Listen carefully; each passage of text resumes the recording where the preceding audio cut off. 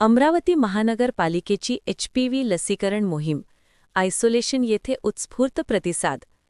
अमरावती प्रतिनिधी. अमरावती महानगरपालिकेच्या आरोग्य विभागामार्फत मुलींमध्ये गर्भाशय मुखाच्या कर्करोगाबाबत जागरूकता निर्माण करण्यासाठी आणि त्यापासून संरक्षण देण्यासाठी एचपीव्ही म्हणजेच ह्यूमन पॅपिलोमा व्हायरस लसीकरण मोहीम राबविण्यात येत आहे. या मोहिमेअंतर्गत यूपीएचसी आयसोलेशन सेंटर येथे लसीकरण कार्यक्रम उत्साहात पार पडला.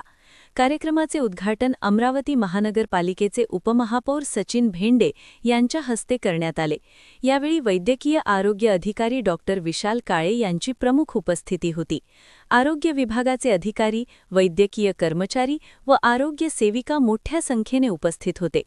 एचपीव्ही हा विषाणू महिलांमध्ये गर्भाशय मुखाच्या कर्करोगास कारणीभूत ठरणाऱ्या प्रमुख घटकांपैकी एक मानला जातो. त्यामुळे लहान वयात मुलींना एचपीव्ही लस देणे अत्यंत महत्त्वाचे असल्याचे आरोग्य तज्ज्ञांनी सांगितले.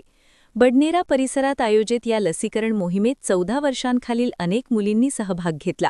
पालकांनीही सकारात्मक प्रतिसाद देत आपल्या मुलींना लस देण्यासाठी पुढाकार घेतला. यावेळी आरोग्य कर्मचाऱ्यांनी पालक व मुलींना एचपीव्ही विषाणू, त्याचे परिणाम आणि लसीकरणाचे महत्त्व याबाबत मार्गदर्शन केले. आरोग्य विभागाच्या माहितीनुसार गर्भाशय मुखाचा कर्करोग हा महिलांमध्ये आढळणाऱ्या गंभीर आजारांपैकी एक असून योग्य वेळी लसीकरण केल्यास त्यापासून मोठ्या प्रमाणात संरक्षण मिळू शकते.